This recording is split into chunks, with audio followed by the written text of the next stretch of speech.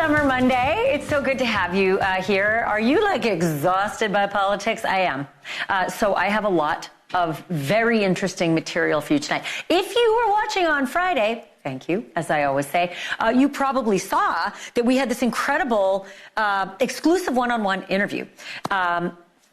It was Pastor John Paul Miller, the husband of Micah Miller. And that story has just been, it's confounded all of us, frankly, right? We just can't understand how a healthy, beautiful, seemingly happy young woman would just take her life just a few days after serving her husband with divorce. And then we started to see his behavior, and it was really weird. And we waited and tried to get his side of the story, and finally he agreed, and man, did he ever talk on Friday. And the things he said were pretty uncomfortable, especially for her family, because he kind of blamed them for everything. So we called them. And now they're doing a big exclusive interview with us. And tonight, you will be seeing that. They respond to everything Pastor J.P. Miller said about his now late estranged wife, Micah Miller. All the things, all the lies, even the ones he copped to and then backtracked on. You will hear all of that in just a moment. Also, Karen Reed, it is official. They're going to retry her. So if you're not busy in early 2025, you too can sit through this whole thing again. Or can you? Because as it turns out, something kind of hinky happened. And her lawyer is making hay of it. Those are not the legal terms, but mark my words, they make sense. There are a couple of dates on the docket right now that will determine if young Karen Reed is actually going to have to stand trial 2.0. Or if her lawyer really outmaneuvered the prosecutors. Because when I first saw it, I thought it was a screw-up. Now I think it's a strategy. I'll tell you all about it in just a minute. And then also, late May, we took you to Manhattan. And the story about this dog named Rocket. Such a cute little thing. His owner tossed him off an 8-story ledge. And he survived. And then that happened. The rescue, the dramatic rescue, the NYPD rushing Rocket to the hospital. And Rocket got surgery and a long road to recovery. And guess what? Rocket has been reunited with that rescuer. And we have the video. We're going to show you everything. So buckle up. Get yourself a sarsaparilla or a whiskey. I recommend the whiskey. Because if you were here Friday, you know that we devoted that full hour to the exclusive interview with Pastor John Paul Miller. Aggrieved and grieving, the widower of Micah Miller. She took her own life back in April. Legally and officially, Pastor John Paul Miller has not been accused of anything related to Micah's death. Unofficially, he has been the subject of scorn and suspicion and worse because of his documented behavior during their troubled marriage and his bizarre behavior after Micah died. We wanted Pastor Miller to share his side of the story, and oh boy, did he ever share. Here's a little taste. I saw it coming for years. I told them for years this would happen over, and I said if she gets off her medicine, suicide is the next thing. She tried it in the past, but with me, she always remained okay with me. She was on her meds with me. She was healthy and happy.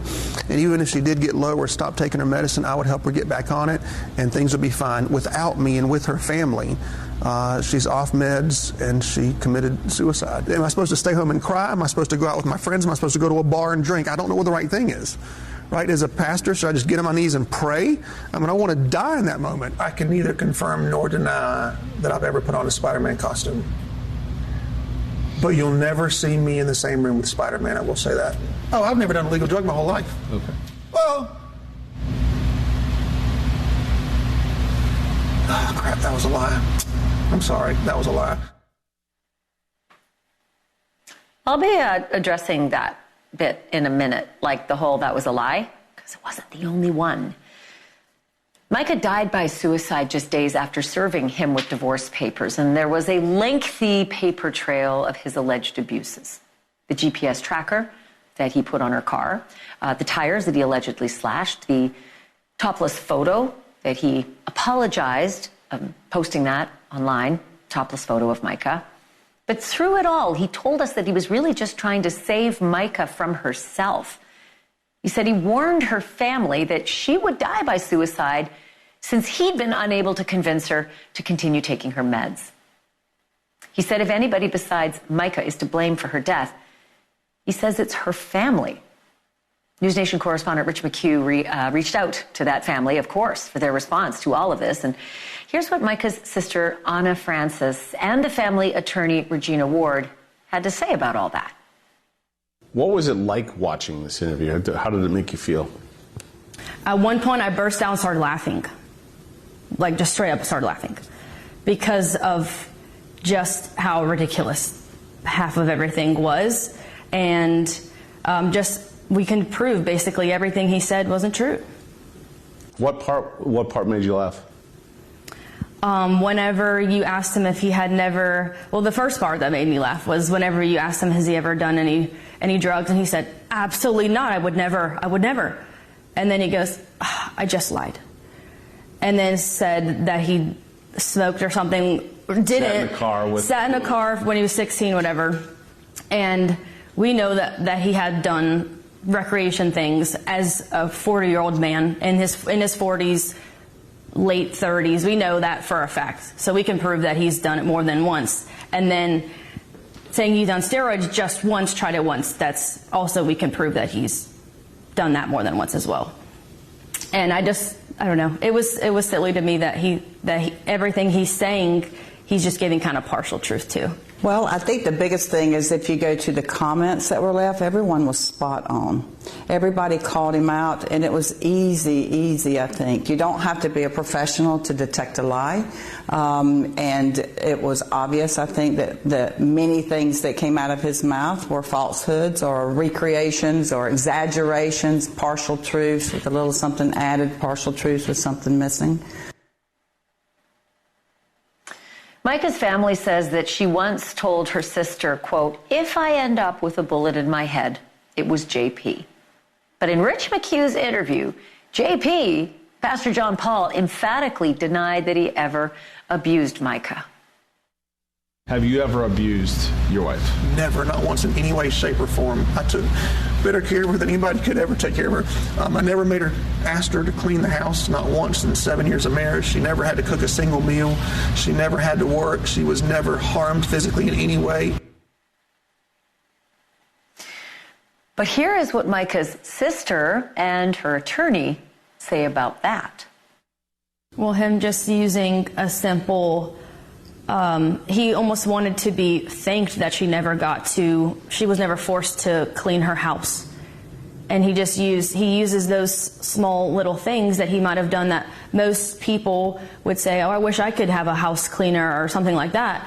He uses that as almost like a token. I get to do what I want now today because I didn't make you clean the house today.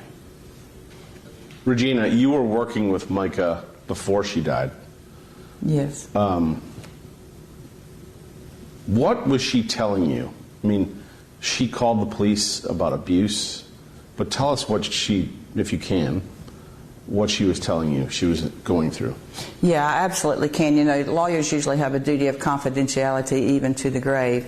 But I have the permission to speak about those things through Sierra, who's the special administrator over the estate. So she has assumed the shoes of Micah and speaks for her. So she's given me permission to talk about most of those things. Some no.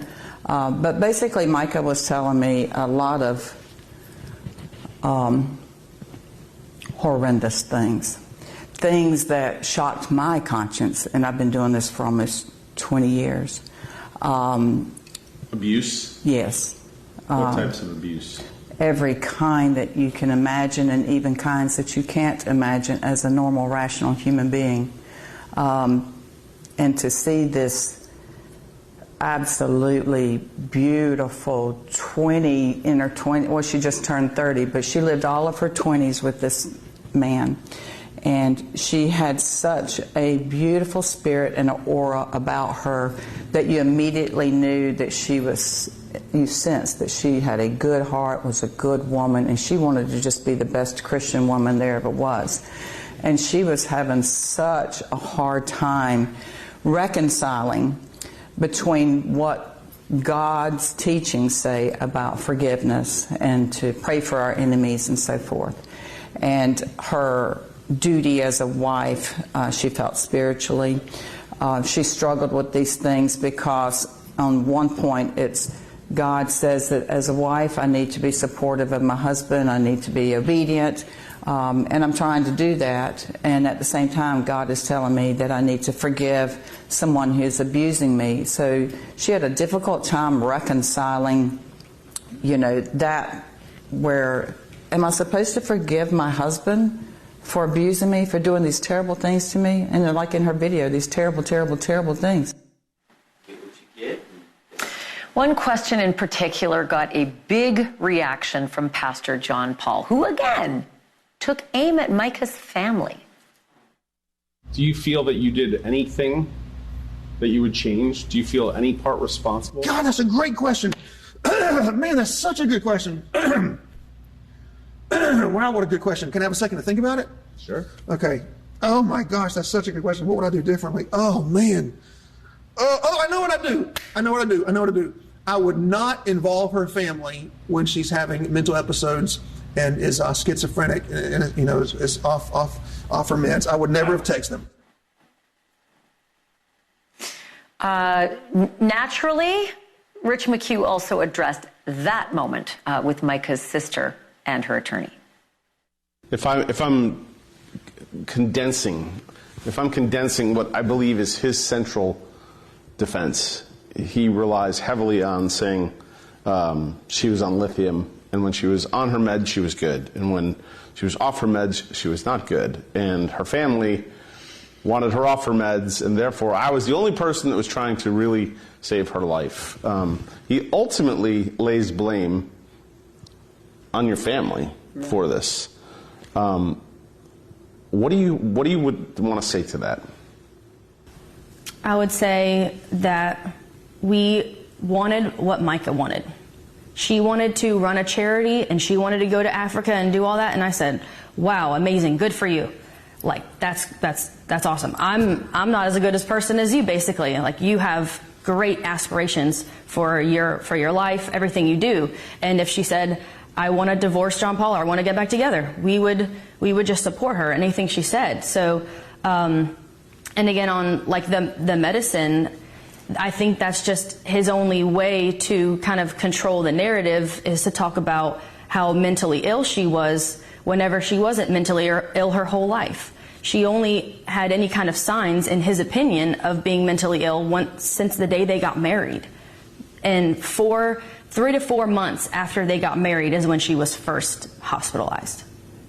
And then it just kept happening, and we were starting to see a pattern.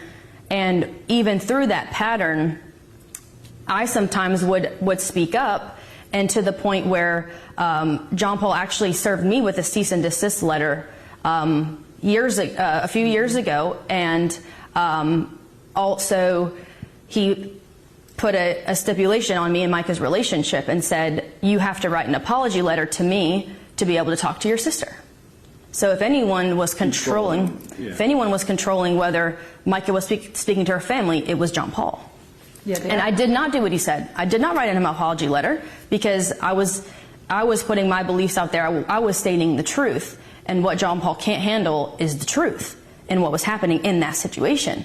So I wasn't allowed to speak to my sister per John Paul for over a year. And then when she went to go leave him, I was able to have a relationship with my sister again. What does your family want to say about this and their general response to his interview? So glad you asked that question. Our family wants to have Micah remembered as the amazing person she was throughout all of this. We wouldn't shine any negative light on her, what she did, anything that would control her whole life. We would never even want to speak negatively about John Paul either, because that's not what Christians do either. We let, God can take control of this situation, then we let the law enforcement do what they need to do to protect Micah. The family has a lot of awesome plans for us to pick up where Micah left off in her charity work and everything. We want to continue to be that light towards the world that Micah was, and we don't want her absence to leave a hole or anything. We want to all fill that hole. And that's why we believe so much that Regina is a good person to help us do that, because then Micah's law can be introduced and more people can be helped. As much as John Paul thinks he's one of a kind person, there's tons of men like him, and there's tons of females like him that want to do the same thing to others that he did to Micah. And that's why this Micah's law is so important.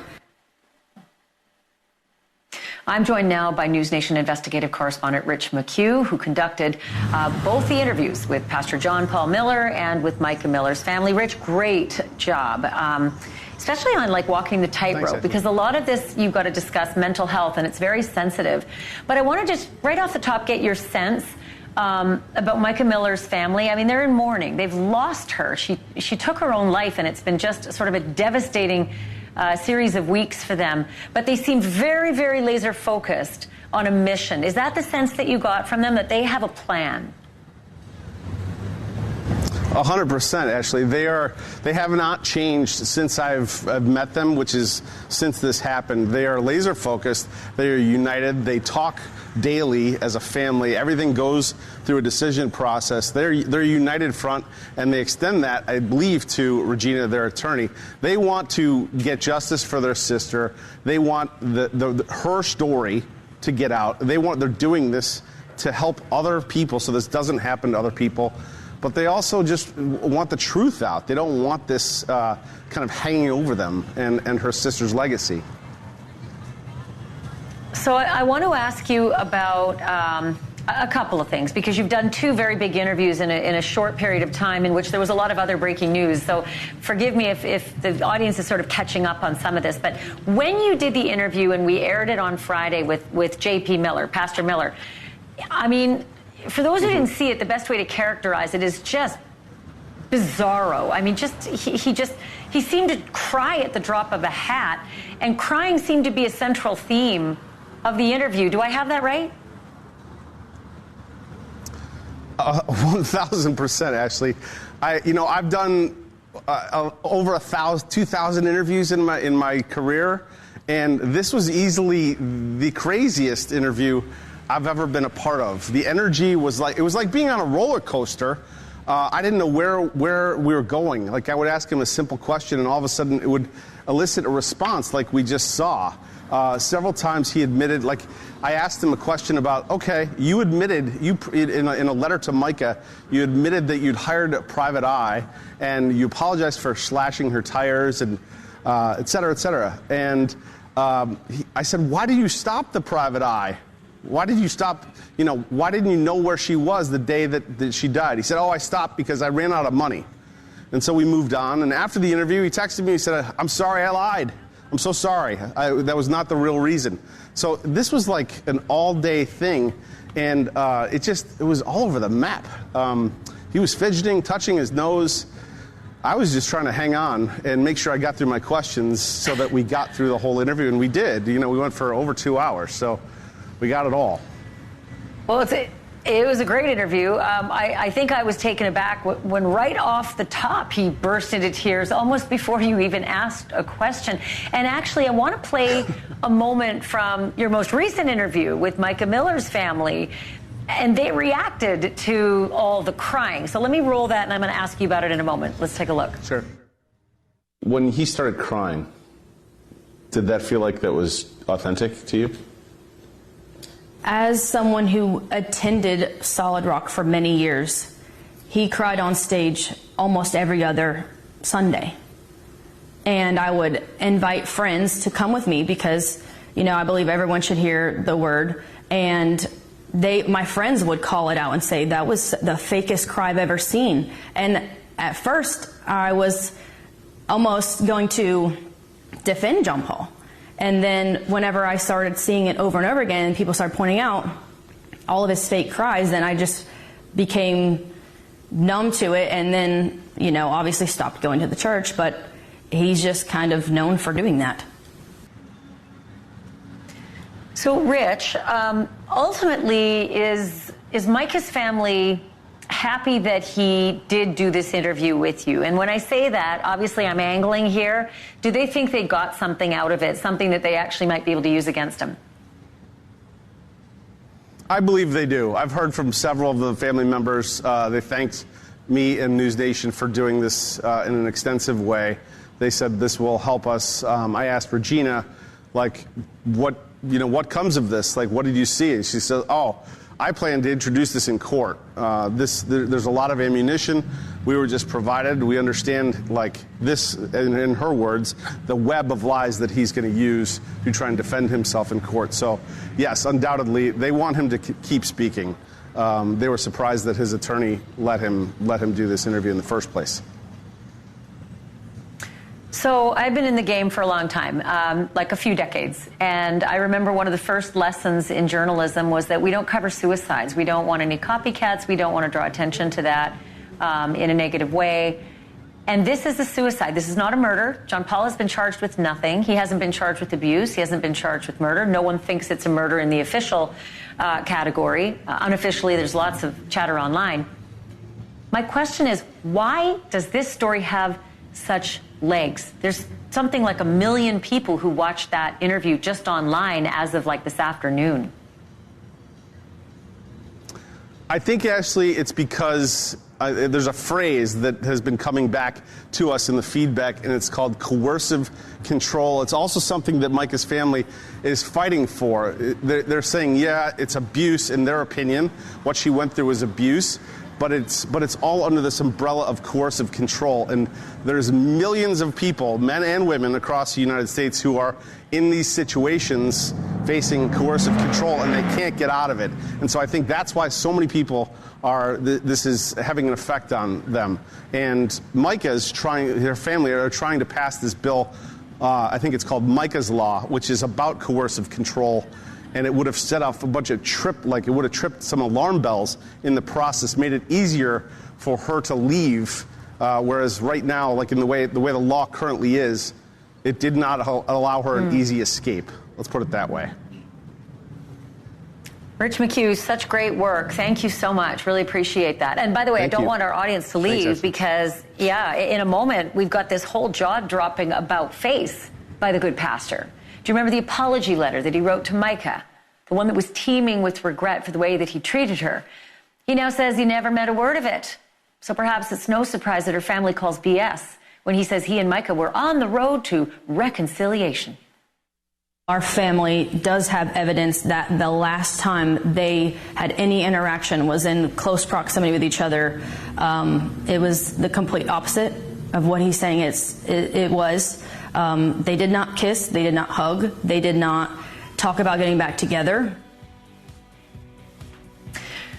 Also ahead, Micah's attorney says there may be evidence to support criminal charges against J.P. Miller. More of this exclusive interview next.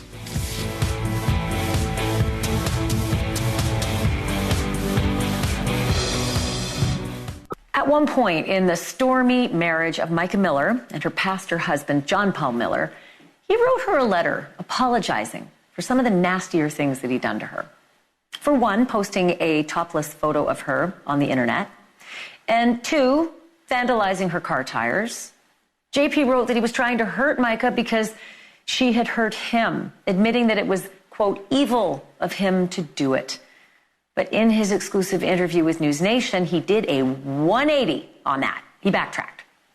Not just on the apologies, but on the implied admissions of guilt as well. Here now is more of our exclusive interview with Micah's sister, Anna, and the family's attorney, Regina Ward. They both say that Pastor Miller's non-apology speaks volumes. As far as the email and him saying that, we're all referring to it as the apology letter. He's spinning it just like he does with everything.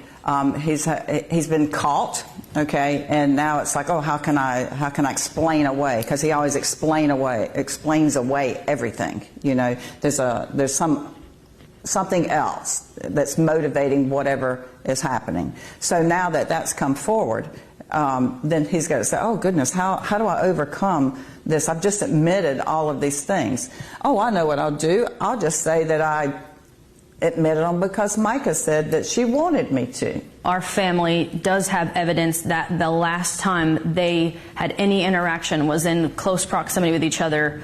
It was the complete opposite of what he's saying it was. They did not kiss. They did not hug. They did not talk about getting back together.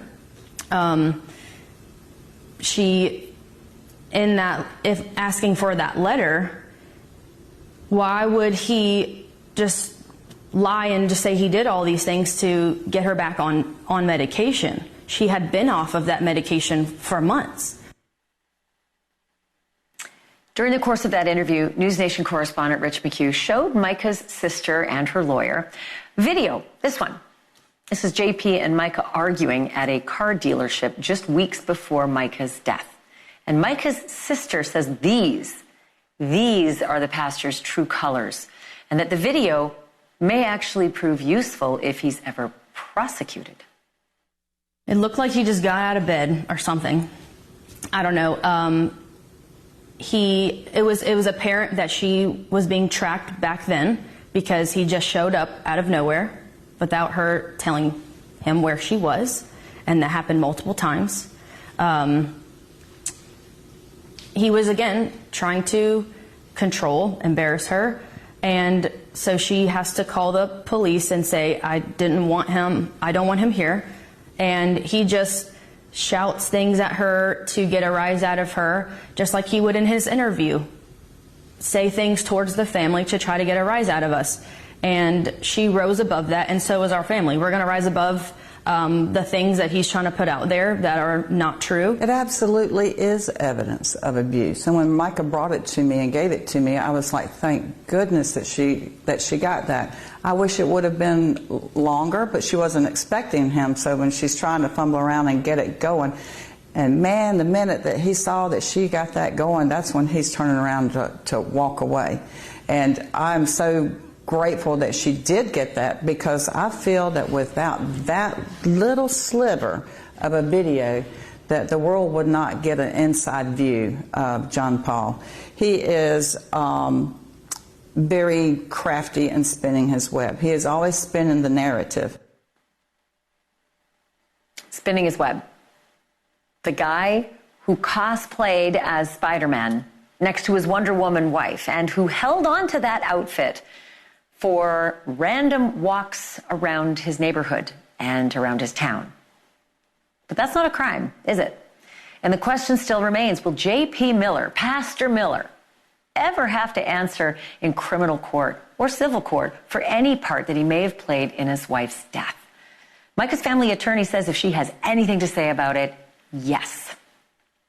Well, as far as putting someone behind bars, that takes a prosecutor that has to meet those burdens of proof. I think that I have lots of evidence that would certainly support potentially a charge. In Micah's situation, it's not one single event. It's not the one single photo. It's not the one single taking her car. It's not the one single, different things that he did to her.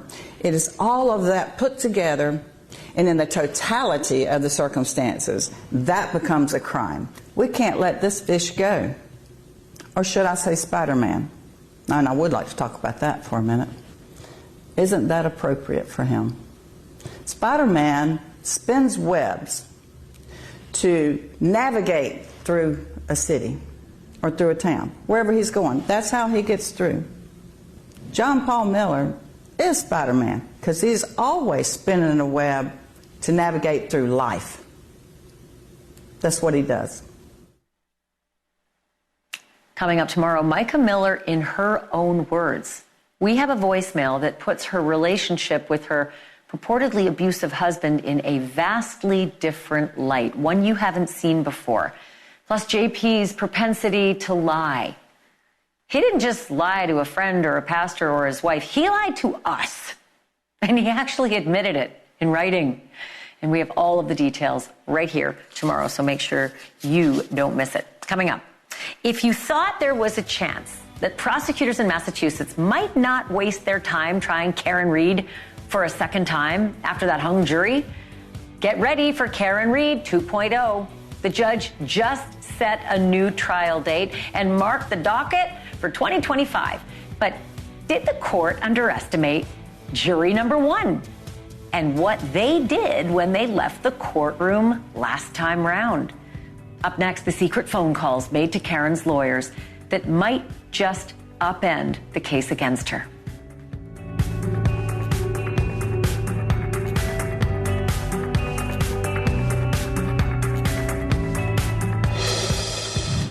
Yeah, got any plans for January 27th, 2025? I do know that it's a long way away, but you might want to mark that date on your calendar.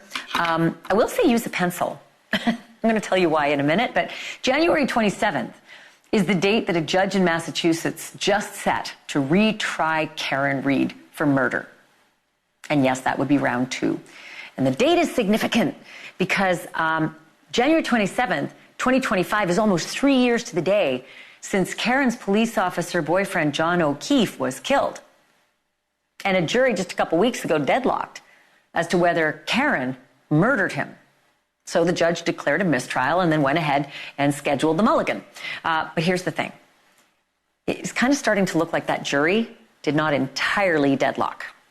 Multiple people, including jurors themselves and friends of the jurors, have reached out to Karen's lawyers, telling them that the jury was actually unanimous on 2 of the charges, not guilty.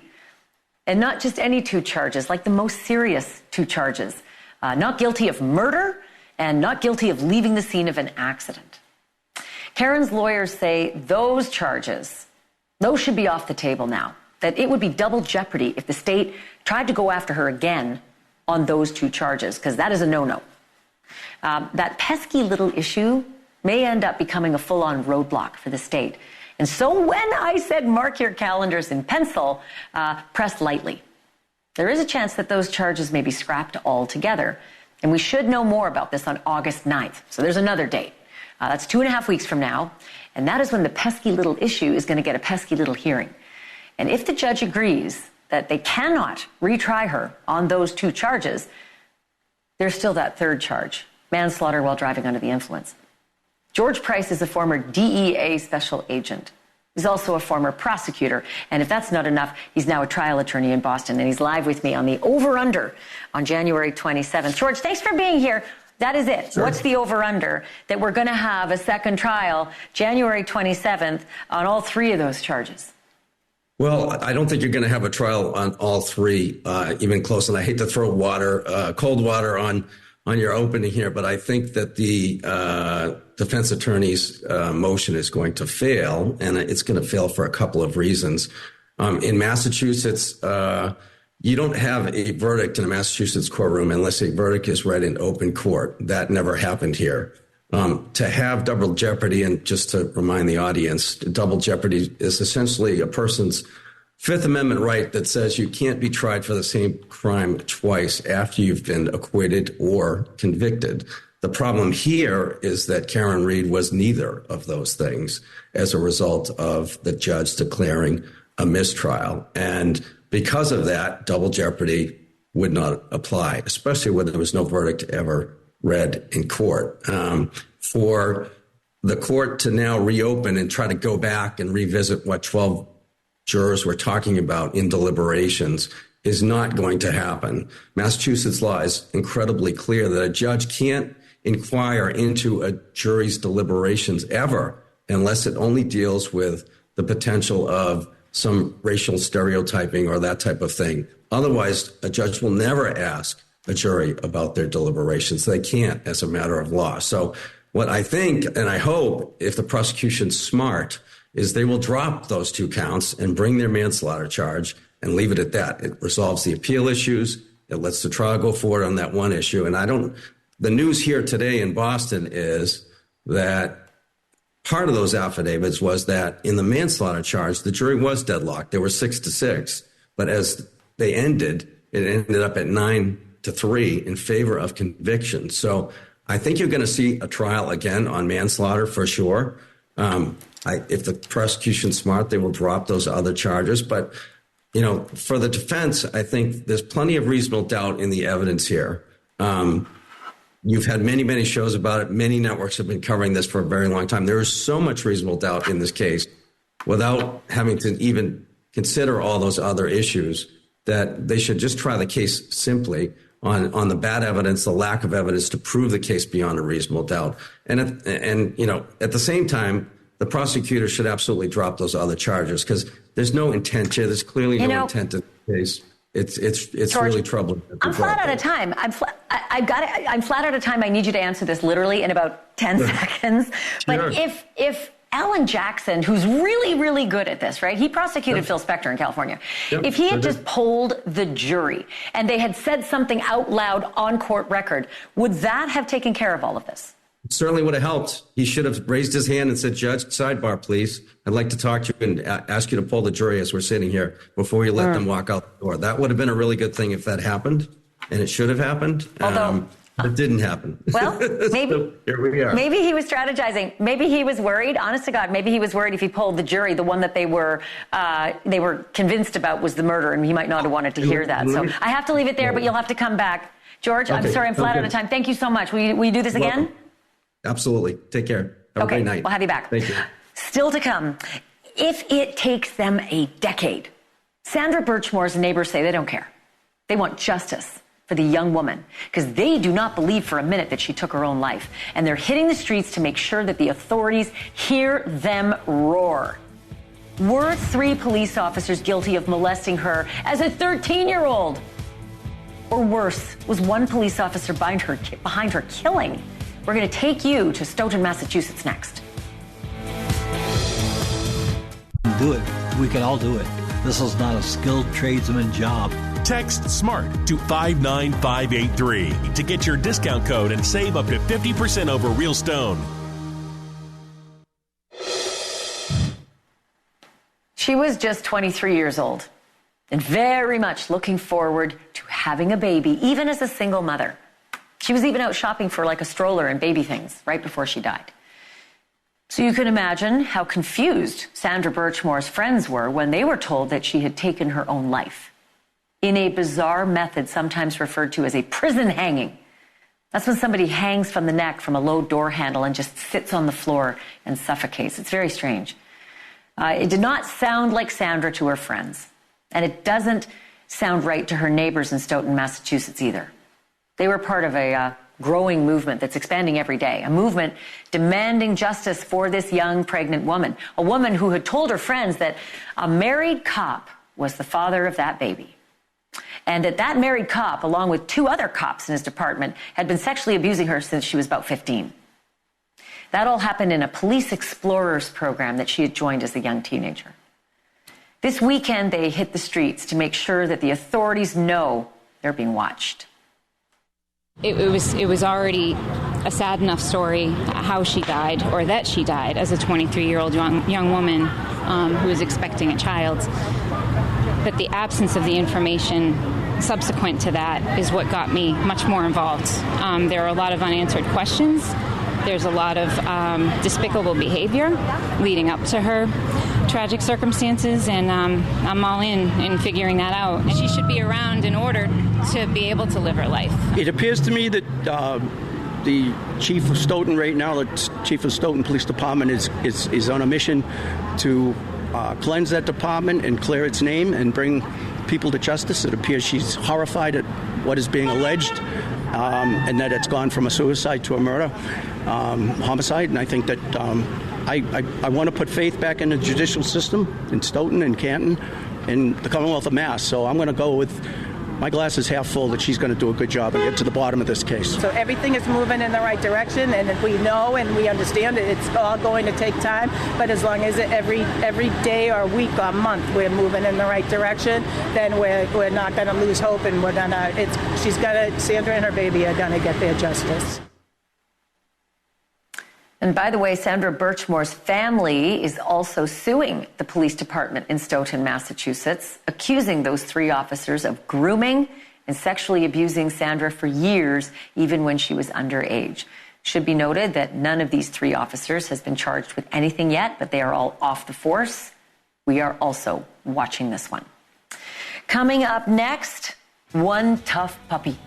Rocket survived being flung from an 8-story ledge by an unhinged human. He's had a long road to recovery from his injuries, but now he's being reunited with the hero cops that saved him. And we've got the video, and you'll see it next.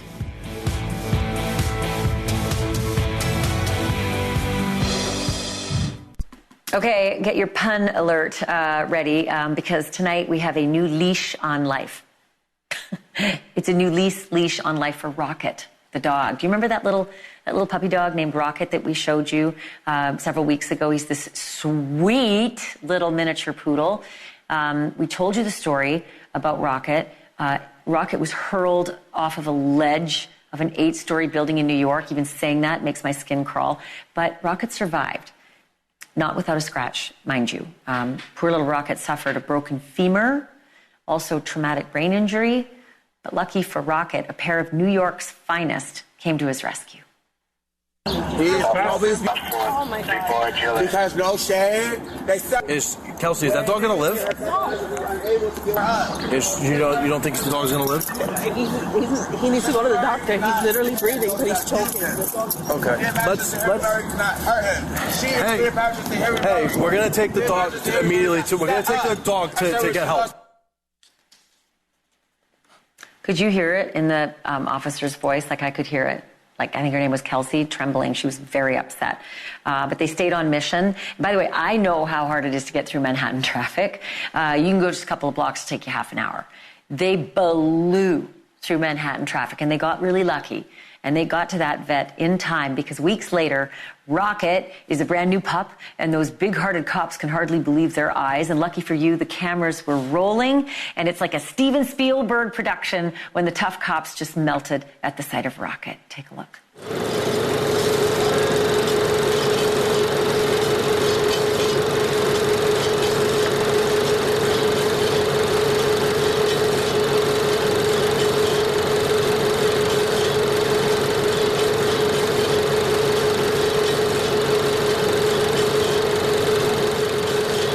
So cute. You know, the ASPA says Rocket has already been adopted by a new family that's going to take him home sometime next week. So we're very happy to see that little pup doing okay. But that story gets you right in the throat. Thank you for watching, everybody. It's been nice to have you here, especially on a Summer Monday. But come back for Summer Tuesday. In the meantime, watch Summer Cuomo. He starts now.